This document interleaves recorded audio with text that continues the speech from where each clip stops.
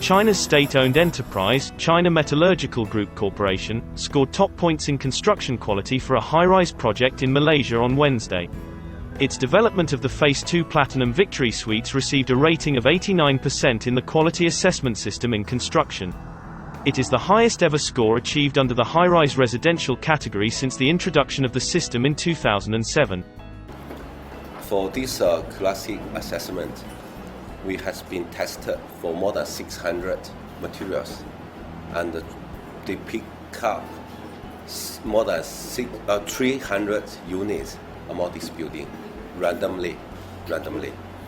So as a China enterprise, we not only follow our China standard, we come to Malaysia, we need to be localization, okay?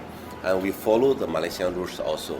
QLASIC is mandatory for all housing projects. Whenever you do housing project, developers and contractors must do this QLASIC assessment so that you are able to tell the score of that. And like I said, ultimately will benefit the rakyat in total, in particular the house buyers.